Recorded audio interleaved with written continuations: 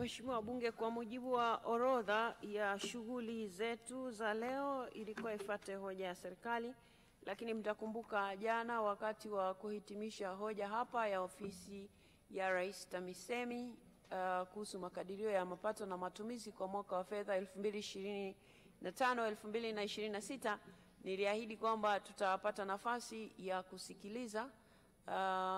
kusikiliza majibu ya Mheshimiwa Waziri kuhusu tuhuma alizokuwa amezitoa Mheshimiwa Gambo. Kwa hivyo nitampa Mheshimiwa Waziri wa Nchi Ofisi ya Rais TAMISEMI atoe huo ufafanuzi, kisha tutaendelea na ratiba yetu. Mheshimiwa Omar Mchengerwa.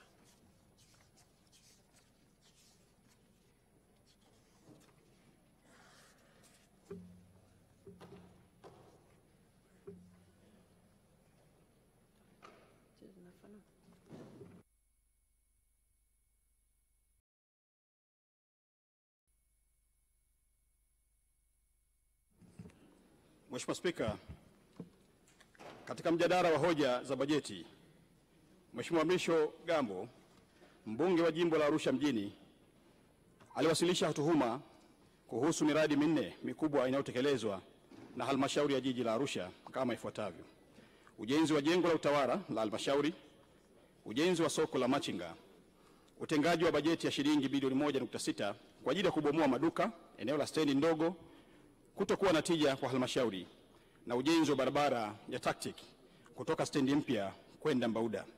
Mheshimiwa Spika, naomba nichukue nafasi hii kutoa ufafanuzi katika hoja zote nne kama ifuatavyo.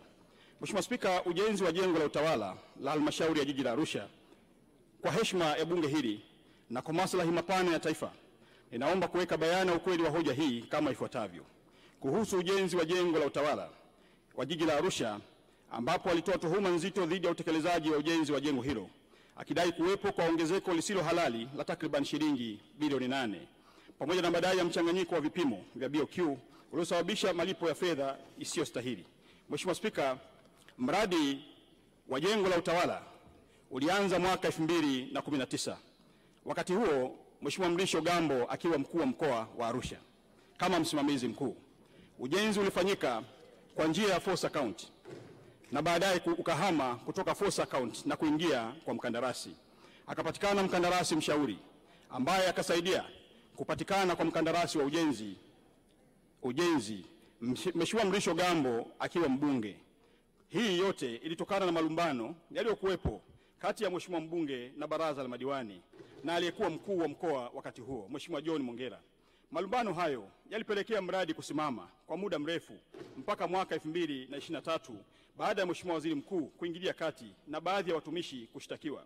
Kamati ya fedha, mbunge alikuwa ni mjumbe wa kamati ya fedha wakati huo, hakushiriki kikao husika kwa ruhusa, lakini posho alichukua. Hii ilikuwa ni mwaka 2023. Ikampa mkandarasi ndugu Tribe Construction, lakini hakuweza kuendelea na kazi tena. Ikatokea malumbano baina ya mkandarasi na kazi ikaanza tena upya mwezi wa 4 mwaka 2024 na kuomba kulipwa malipo ya awali. Ndiyo jengo likaanza kujengwa na sasa lipo ghorofa ya 6. Mpaka sasa Mheshimiwa Spika, mkandarasi amekwisha lipwa hati 2 pamoja na malipo ya awali. Jumla ya hati zote 2 ni shilingi bilioni 1 na milioni 200. Pamoja na malipo ya awali jumla inakuwa ni shilingi bilioni 2 na milioni 200.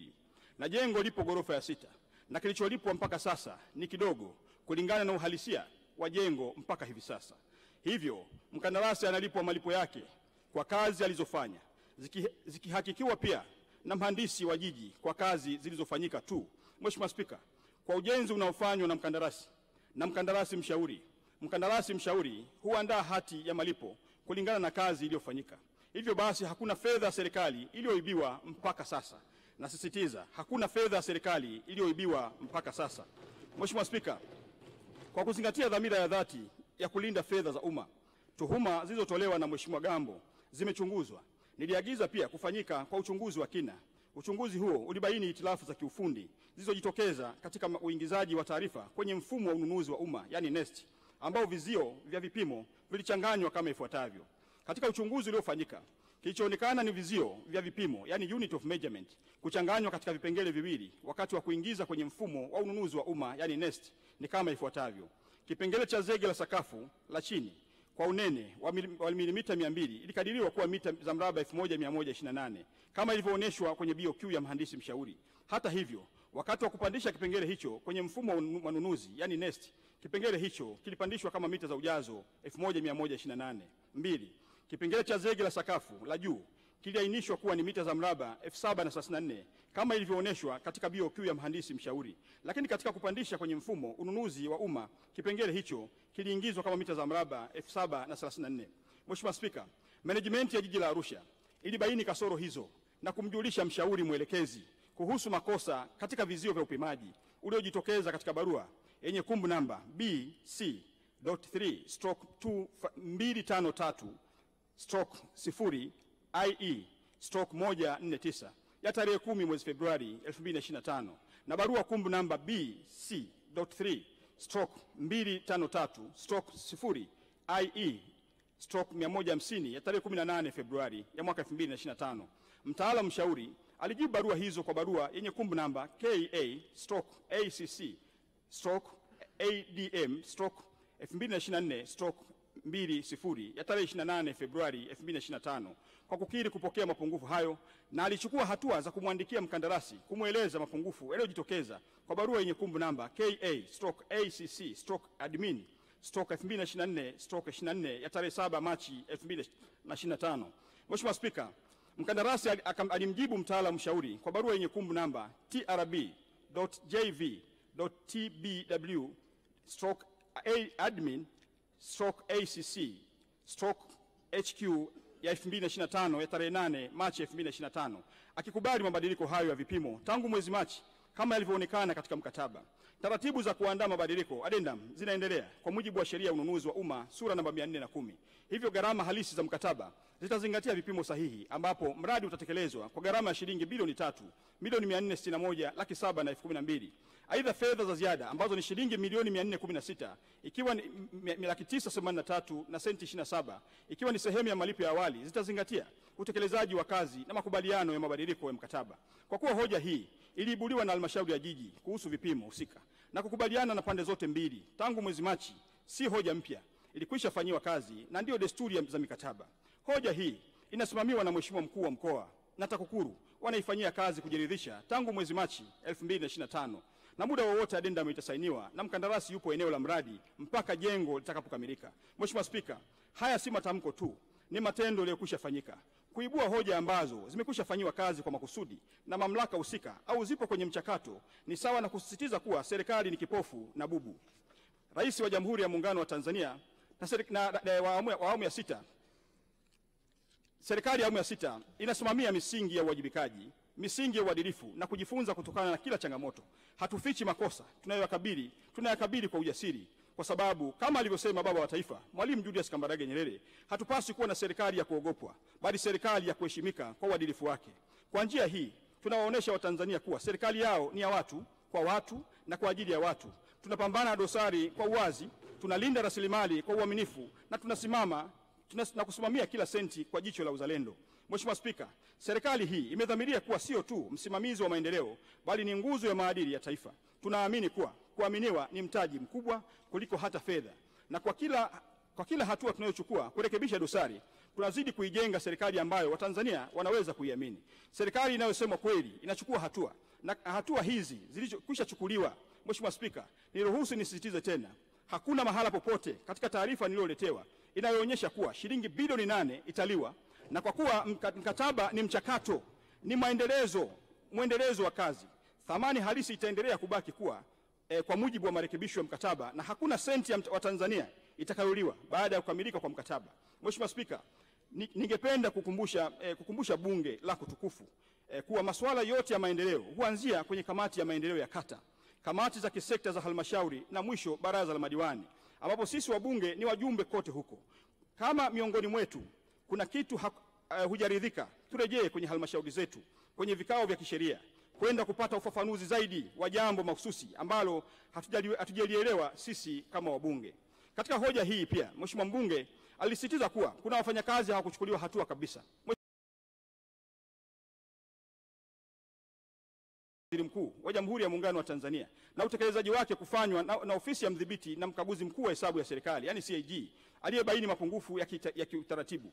Na baada ya mapendekezo ya kisheria, watumishi 6 walishtakiwa, lakini zaidi kulikuwa pia na kesi 3 za jinai za uhujumu uchumi zilizosajiliwa na mahakama dhidi ya baadhi ya watumishi. Na baadhi ya watumishi 3 kati yao waliwekwa rumande kwa takriban miaka 2 kabla ya kufutiwa kesi kwa maamuzi ya mahakama ya rufani kanda ya Arusha tarehe 16 Februari 2024 kupitia rufaa namba 116 ya mwaka 2023. Kesi nyingine ziliondolewa na mahakama kwa mujibu wa kifungu cha 91 kifungu kidogo cha kwanza cha sheria ya mwenendo wa jinai sura ya 20.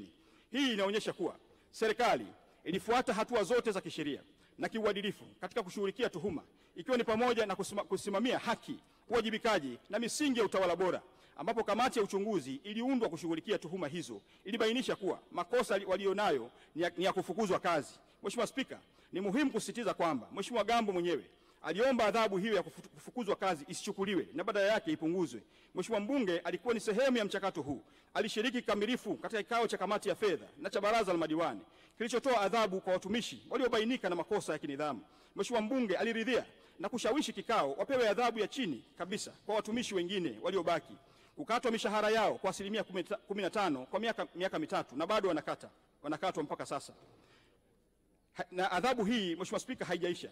Kama njia ya kuhitimisha mjadala wa kinidhamu na hakuwasilisha pingamizi rasmi katika uamuzi huo. Kwa hivyo ni jambo la kushangaza kuona yeye sasa akiwasilisha hoja hiyo bungeni kana kwamba ni jambo jipya au lenye sura ya kifisadi linaloendelea.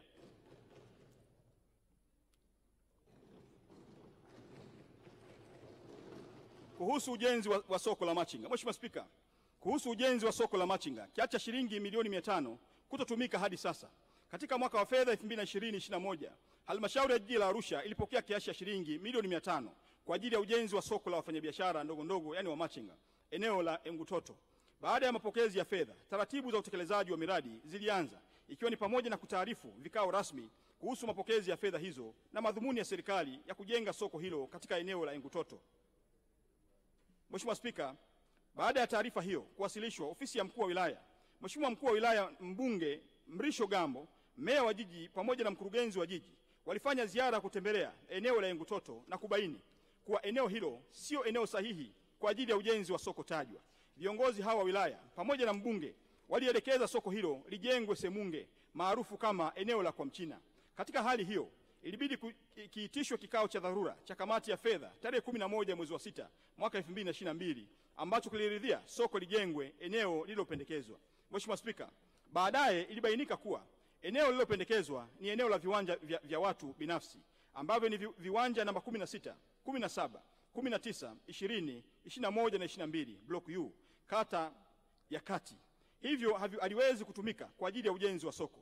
Tarehe 1 mwezi wa 7 2022 kikao cha kamati ya fedha cha dharura kiliitishwa na iliazimiwa soko hilo lijengwe eneo la Engutoto kwa kuwa hapakuwa na eneo jingine linaloweza kujengwa soko hilo.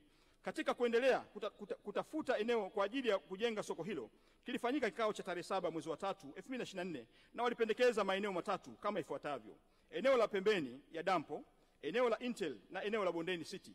Mheshimiwa Spika, kikao kingine kilifanyika tarehe 30 mwezi wa 1 2025 kati ya wataalamu wa halmashauri na uongozi wa wafanyabiashara wadogo wilaya, yani Shiuma, na kukubaliana kuwa soko lijengwe Bondeni City kwa kuwa mradi wa tactic wa ujenzi wa stendi kuu ya mabasi umeanza kwa kuanza na barabara.